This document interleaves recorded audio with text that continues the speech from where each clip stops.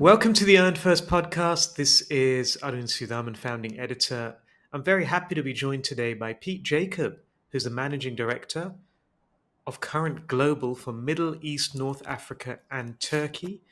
Pete is someone who I knew quite well during my time in London when he was working for Weber Shandwick, which is, of course, sister agency to Current Global. Pete, welcome onto the podcast. Thank you. Pleasure to be here. I've also an insight. We have the listeners, viewers can't see it, but getting this prepped, I've now learnt new technology. So hopefully we're sounding and looking crystal clear. Yeah, no, you look great. It did take us a while to get it all set up, but We that's got the there in the joys end. of That's it. the joys of video podcasting. Indeed. So, Pete, how long have you been in Dubai for now? Well, I think like many people who come out here, you say, I'll give it a couple of years. And that was in 2016. So I'll be 10 years in April of next year. Wow. So yeah. So it's Okay. it's kind of crazy how time flies, right? Yeah, absolutely. I mean, you must have seen a lot of change in the market, which we can talk about. Mm. But I wanted to start actually with your transition from, one of the legendary London business development executives um, at Weber Shandwick. You were pitching a lot, you were winning a lot of pitches. It was kind of felt like a golden era Mm. for new business. I don't know. It feels a bit different now in terms of how accounts are won. Yeah. But you moved from business development to, first of all, a marketing integration role at Interpublic in the Middle East, and then into, of course, agency leadership with Mm. Current Global, Yeah. which you launched as well. So it was also kind of launching a new agency. Um, how have you found that transition? It's not one you see very often. I can't think of You many no, agency CEOs who've moved from biz dev. you don't. And I think, I mean, to start with, I think this is a bit of a call to my fellow sort of BDers out there, because I do think it is a function that is hugely undervalued, and it's very easy to get typecast or boxed in as when you're the sort of sales guy or girl, right? You're the rainmaker, the pitcher, the poor sod who has to go around sort of various trade shows and sort of shake hands. But Yeah. actually, when you actually think of what I think a proper business development role, and I certainly had that, right from when I started to Lewis, then Brands to Life, Text 100, you are absolutely, and I had that from day one at Lewis, you are dealing with the CEO, right? So from a very young age, you have that exposure to the running of an agency, which I Mm-hmm. don't think the traditional route of, when I'm a very good account person and then I end up leading a nice P&L of a couple of clients, there, ergo, you'll be a brilliant agency leader. I don't think you always get that exposure which a strategic new business person would do. And I think on the other side of that, what I really loved about the new business role was you're implanting yourself right across strategy, creative, the different practice leads that we had at Weber. So you're getting an insight into the different parts of the business, and you're in those brainstorms, you're in those strategic conversations. And of course, the last bit of that is, I think you have an inbuilt knowledge of the industry, which again, I see a lot of account people very sort of blinkered of, naturally focused on getting the results for their clients. They don't have the time, inclination, or interest to actually take a bit of a 360 view of kind of what's going on across our industry. So I think it's sad. More new business people are they sort of virtues of their own success, right? So they're often held, and I frankly did find that as a problem. That often the challenge would be, but Pete, you've never run a P&L. I think even more on the other avenue to agency leadership is, well, I was the head of comms at a client. And in many ways, it's like asking a restaurant critic to suddenly start running a Michelin star kitchen. For me, it's a very different skill. You may have been on the end of a lot of pitches and worked with agencies, but I think running an agency is very different. So I think that weirdly, for me, it's the most obvious evolution is from that sales new business sort of mentality, because I'm sure you'll agree, any agency leader needs to, I think, maintain that. I think the biggest challenge, though, is, and I had this when I moved out here, is suddenly is the new business guy leading clients. Mm. So Yeah. I actually found the new business antennae were a little bit overtuned sometimes for some sort of client engagements, right? Yeah. And You're, and you're, you and you're I trying to used, sell all the yeah, time. yeah. Or if there's an element of negativity that comes into the relationship, it's code Mm. red. Whereas Ah, a seasoned account person would be, oh, it's just the client, just being the client. Whereas if you saw that similar communication in a new business process, you'd be like, well, we're jeopardizing the chance to win the business. So in many ways, it sounds weird. I've almost had to dumb down some of that sort of new business sort of DNA, particularly when yeah. it comes to sort of client work, and actually let some of that play out and not sort of try and be the sort of PR Superman, you know what I mean, to sort of fix things. Yeah. That's really interesting, actually. One thing you mentioned is you were working with the CEOs of the Mm. agencies. So, of course, at Lewis, that was Chris Lewis. The one and At only, Weber, indeed. Yeah, the one Weber, and only, yeah. Colin Byrne, Colin Tim Byrne, Sutton. Yeah, yeah. yeah, Tim Sutton, and then you yeah. presumably at Brands for Life, you're working with Giles Fraser and And Sarah Sarah. Scales, Mm. and then at Weber in Middle East, you're working with Ziad Hasbani. Yeah, yeah. And Um, then Andy West also was fantastic sort of yeah, leader, as was then at, Tex 100, Text. and sort of Nick Giles as well, worked closely with. Yeah. Yeah, so a lot of legends in there. What did you learn from them? Do you Well, think? I said last year is someone said sort of what's your style of leadership, and I was like it's proud sort of magpieism, a bit like you and I often converse, Arun, about our respective football teams. You know, you being a blue nose, and I'm a Liverpool fan. You see a lot of former players, don't you, who sort of say, "Well, I've worked under a lot of different managers," and you take what you feel are the most effective best bits from each of those. And I think in that spectrum of leaders, all of them had amazing qualities. I've Mm, certainly tried to do that when I sort of, we sort of started Current Global, and it's nearly will be our third birthday at the end of next week. Sort of bring some of mm, that into how I wanted to frame what was a really rare opportunity to start an agency from scratch in a region mm, is a rare one.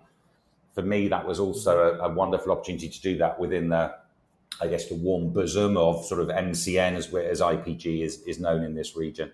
So certainly those styles of Yeah. leadership I found were really important to my learning, and it allowed me, I guess, to sort of merge those into one and try and be inspired by the things that I felt were most effective. Mm. And of course, the other kind of adaptation you've had to bring into play, no question, is culturally. You moved Mm, from London to Dubai. I think sometimes people underestimate that kind of cultural shift. There's huge, sometimes yeah. there's this view that Dubai is just it's just full of expats, and you can pretty much proceed as you did in London or elsewhere. How has that learning curve been for you Yeah, in terms of understanding the region, leading people from very different backgrounds, and particularly compared to the UK? yeah. I mean, it is by far the biggest, and I think as a Brit, I think it's also Mm, equally important, and that's one of the reasons I wanted to move out here. I think again, it's very easy to sort of stay in that, let's face it, London-centric sort of PR world. And I did find a point at Weber where after 10 years of having to hit $30 million, it does get pretty wearing, and you're starting to question, am I sort of learning more here, or is it still the world according to sort of Pete Jacobs? So my wife's French, so mm, London was never her home either, or the UK. So we were adamant we wanted to try something new, and mm, you see the stereotypes of Dubai and I think the broader Middle East. It's far more diverse than anywhere I've ever mm, seen in London. There's something like in this building, I think we're sort of 700 people. I think it's 50 plus nationalities. mm, So again, being able to sort of nuance your way through that in terms of people management, but also when you think back to clients, right? You're trying to sell in an idea to, it might be a Lebanese PR manager who then has to get the buy-in of an Indian CMO, who then has to sell it mm, into an Emirati CEO. mm.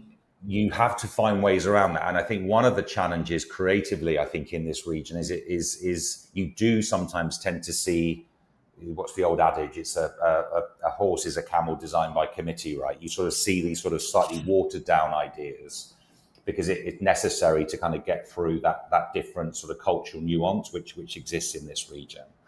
The other thing I hadn't Mm. expected was it's a city. Dubai is a city. UAE is a country that is built literally at the moment with 48-degree heat, built on sweat, a relentless energy.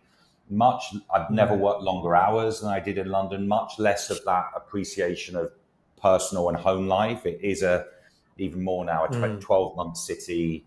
Working hard again. You know this in terms of doing calls around the world. It's US, Asia, UK, Mm. etc. So I think those were some of the challenges I saw. But I think certainly the richness of the melting pot of cultures and nationalities and backgrounds find here is just massively inspiring. Mm. Yeah. What do you think international consultancies or expat professionals often Mm. get wrong about the Middle East PR environment? Because Well, yeah, I don't know. I feel like you alluded to some of the stereotypes, and I do sometimes feel like there's quite a lot of assumptions out there, even in terms yeah, of you know firms that launch in the region, yeah. despite kind of not necessarily having any background. Yeah, and actually, I can put this through the lens of Current Global, right? I think the Hmm. danger or the mistakes I've seen is some of those global networks or agencies who started off in another market and open in Dubai, they try and do a cut and paste model, right? So whether Mm. it's, well, we're B2B experts in the UK, we are now going to open our office in Dubai and launch a B2B division. I personally think this isn't a region which is nuanced enough to sort of see B2B as a sort of a unique offering. It's that I think there's much more of a Hmm. general sort of communications mindset here. And at Current Mm. Global, I think if you looked at our sort of client mix in the region here, it would be different than if you were talking to the guys, in London and in the Mm. US, which is a bit more tech and sort of healthcare. We're much more around those sort of consumer brands, sort of those government entities, which, as you know, are really critical in driving the agendas, not only in the UAE, but across in Saudi as well. So that cut and Yeah. paste model for me doesn't work. I think back to the level of creativity, you know, you have a lot of debate with my fellow MDs here in agencies. I'm a big believer that creativity is much more of an integrated view here, right? Mm. And the big briefs are still coming through the we'd call them the ad agencies, but the creative agencies. Our Hmm. job, I think, as PR professionals is much more to be taken seriously by the creative agencies because the perception is PR is very much it equals press release here. Send Yeah. campaign Middle East a nice case study of the amazing creative work by the creative people at the creative agency, and that's success. Yeah. Whereas what our job needs to be is to make that creative idea relevant and newsworthy. And it was Yeah. interesting when we worked with Gym Nation over here, which is the biggest sort of gym network.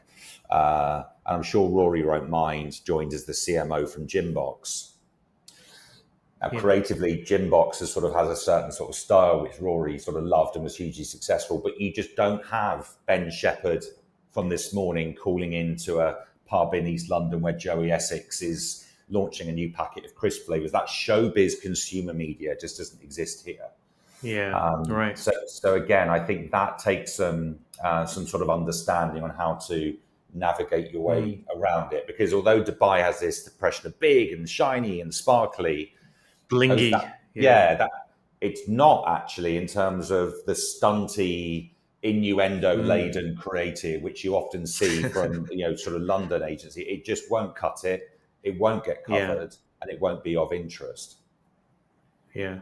So you don't get stuff being floated down the creek, for example. No. The equivalent of Yeah. the Thames. You don't get that.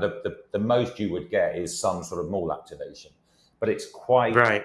I still Yeah. think it's quite sort of conservative in nature, Yeah. sort of trust led, and it comes back to what we were saying, Arun, about the region. Is you have to remember, like a lot of expat markets, Places are great to live as long as you've got job security. So again, getting someone Mm, to take that risk from the client end, naturally, they're sort of, do they want to be the ones to seem mm, to fail? So that's, I think sure. that's another sort of there are other sort of levers, I guess, that you sort of need to Yeah, know when to push and when to sort of back off. that's a really good point. Um, I noticed there was a debate in Campaign Middle East the other day about whether PR firms are ready to lead creative. I don't know if you saw that. I didn't read it. I And didn't read it. Was that in the no, UK version or in the Middle East no, one? no, it was in Campaign Middle East Right. actually. Okay. I saw it, and it really reminded me of the sort of debates that kind of were taking place in other It, places. Maybe 10 years ago.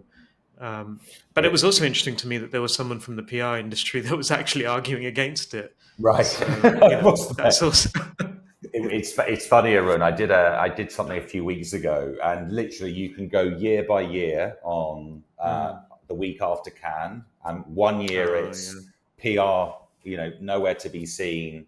Golin comes into the picture. PR's ready to step up. This year we've it's done it. PR's lost it again, and again Yeah, I know. I think there's a Back to the creative drawing board. totally, and I think there's a creative Yeah. arrogance, from a lot of PR Mm. agencies. We must own the creative, and I'm quite Mm. vocal on this on LinkedIn. Is we've got to Mm-hmm. leave those egos at the brainstorm door, right? Mm. Remember, creative agencies are KPI'd and literally built to win awards. And I've lost count of the number Mm. of times you get into an integrated discussion, and the first thing the creative director will say is, "How do we win a Cannes?" Now, I think Mm. as PR folk, what we're saying is, well, what's going to help move the needle in terms of the client's business? Now, there is a Mm-hmm. happy middle ground because the creative agencies are brilliant at sort of pushing ideas which you and I would probably sort of retrench. Oh my God, are we really going to actually pitch this? But that ambition and confidence is something we should, as PR people, be inspired by. But we should never Yeah. underestimate the value of.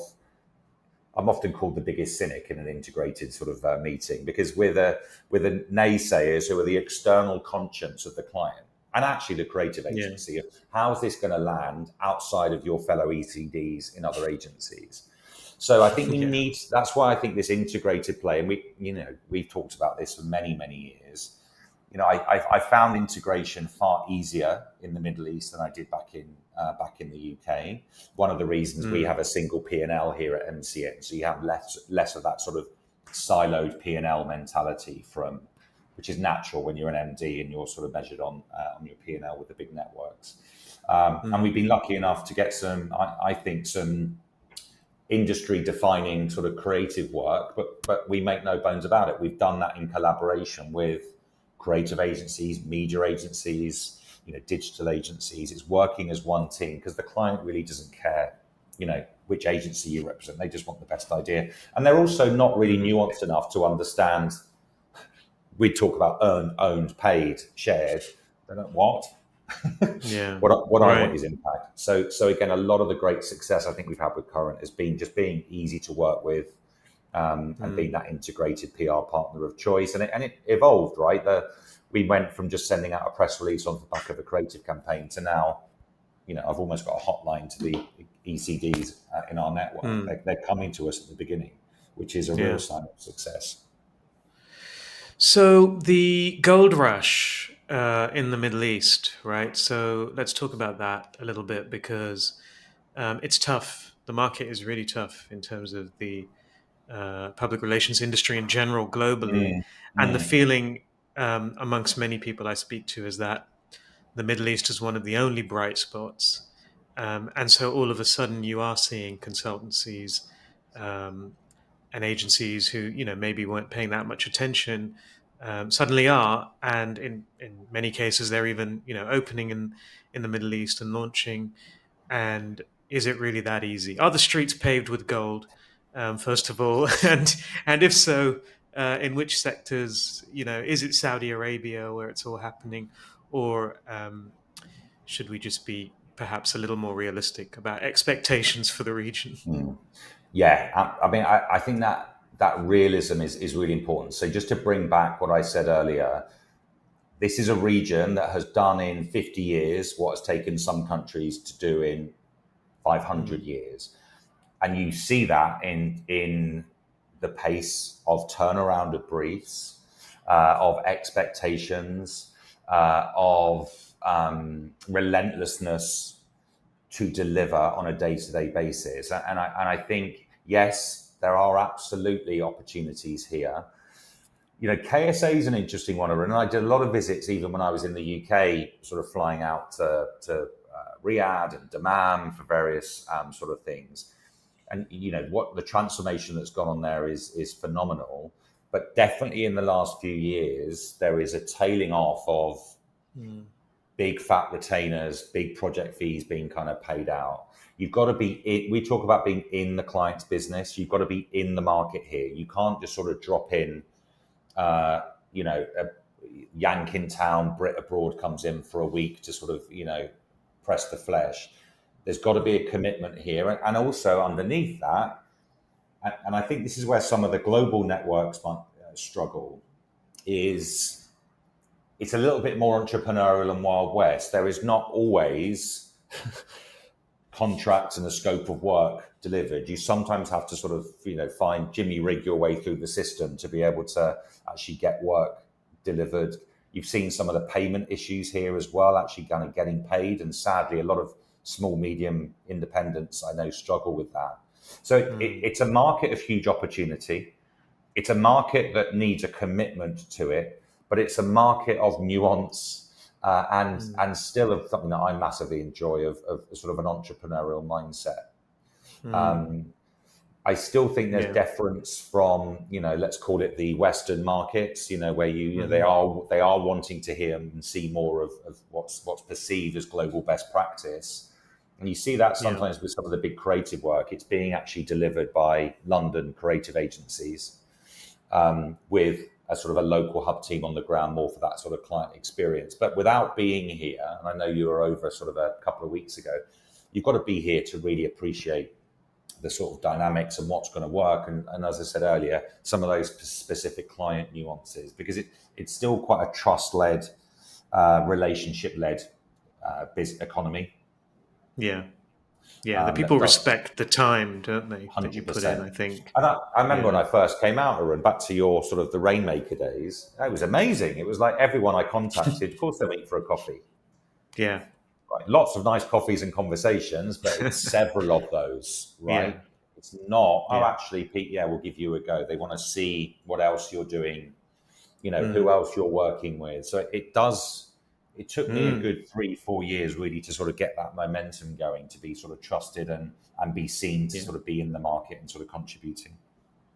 Yeah. It's so different from like London and New York in Yeah. that respect, I Yeah. feel. Yeah. I I think think there's that's also, something that's, yeah. yeah, go Sorry, on. go on. The other thing I sense is there's in a PR industry, I felt, and it might be back to what I said at the beginning, because you're not the pariah of the box new business guy, much more of a community feel here within the industry. Mm. Yeah. I've Right. absolutely seen that sort of informal and formal sharing of best practice, of challenges, of support as well. And Yeah. I think I didn't feel that same element when I was working in London. Right, Yeah. it felt a bit, and maybe because I wasn't part of the particular sort of band of people who would do that, but that's something Mm. that I really appreciated, because there's some phenomenal people here, Yeah. that you can kind of learn from and sort of commiserate with when needed. Um, and yeah, in terms of the people, I mean, it seems it's a young region Mm, in many ways, mm, mm. but also in terms of the people within consultancies and agencies. I don't know if it's any younger than anywhere else, but it feels younger. Yeah, Um, and of course, they're coming from different countries in many cases, and it's a different generation. We know that is the case around the world, um, but in the Middle East, change is happening so quickly that you really do get different mindsets, depending on kind of what generation you're in. How are you seeing that in terms of the next generation of PR professionals in MENA? What kind of qualities or mindsets are you looking for? And do you think agencies themselves need to adapt? yeah. Yes, and let me. How do I start? It is an extremely young region, both in Hmm. terms of what it's done in a relative short period of time. I mean, obviously, the civilizations go way back, but I think in terms of this sort of commercialization and westernization of economies, a lot has happened in a short space of time. And I'm sure you know the stats as well as I do. Demographically, there's a massive percentage of the population, less so UAE, more Saudi and Egypt, are sort of under 30. Now, the challenges that I find, and I always sound like an old sort of Gandalf here, but I think I'm talking to a like-minded individual, is we've had to work really hard to just get us and inject into the new people, young people coming into the business, a thirst and an appetite for news, right? For current affairs, for what's going on. Radio here is massive, right? It's a really big driver of the conversation. Absolutely would be a sort of a tier one media op.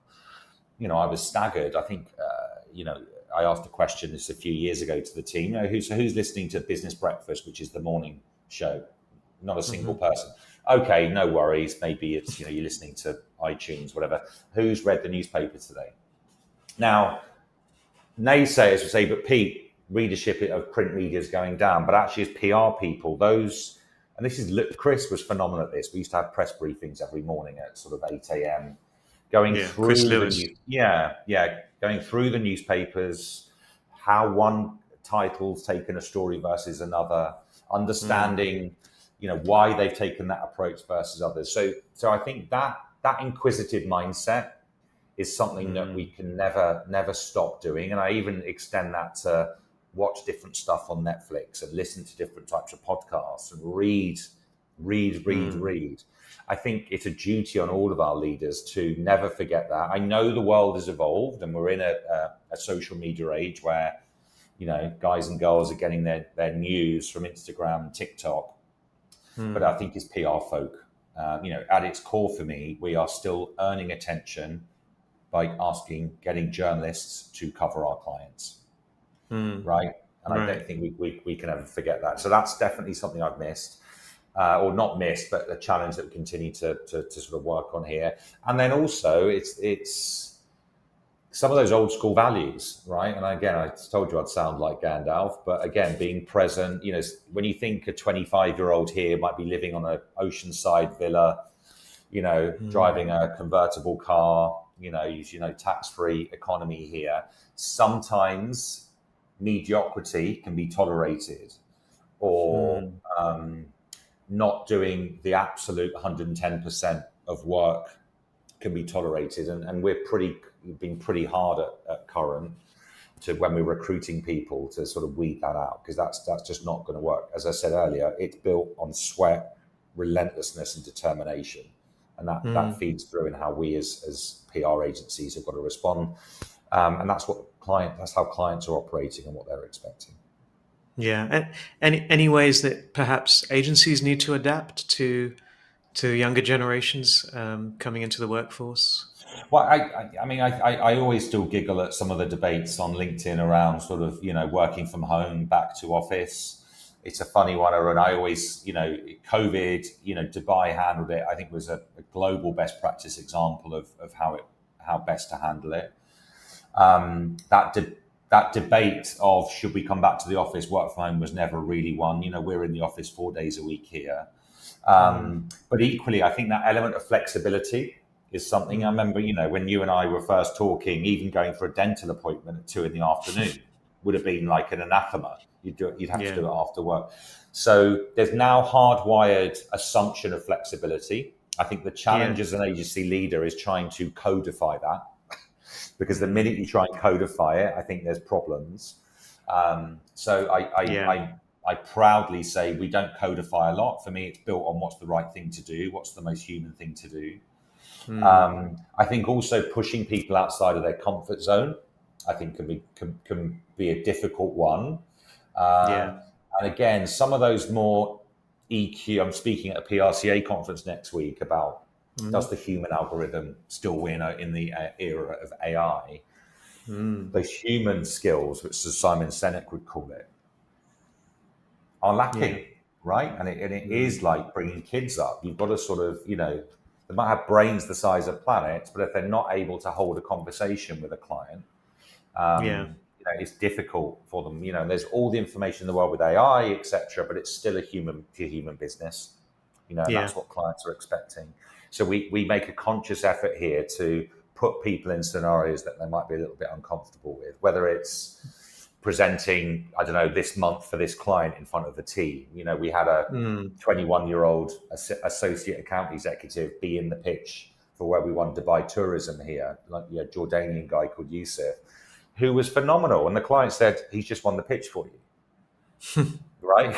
Because Wow. that is the Yeah. audience the clients want to reach. But if an Mm. old duffer, not even from the region, sort of there, sort of presenting it, so you've got to put your trust in them as well, and give them the oxygen to breathe and to sort of learn. Because I wouldn't have got where I am without being. And I remember, being put in a pitch for Salesforce.com when we didn't even know what Salesforce was back in when was it? Sort of maybe 2002. Wow. As a Okay. business development Yeah. executive, and that those experiences are invaluable, and we've got to Yeah. keep doing that. I think as agency leaders. Yeah. So a good note to end on, I think, the value of EQ and indeed perhaps the next generation of business development. So Pete, thank you so much for your time. I really appreciate Pleasure. it. No, it's great to talk, and look forward to the next one. Indeed.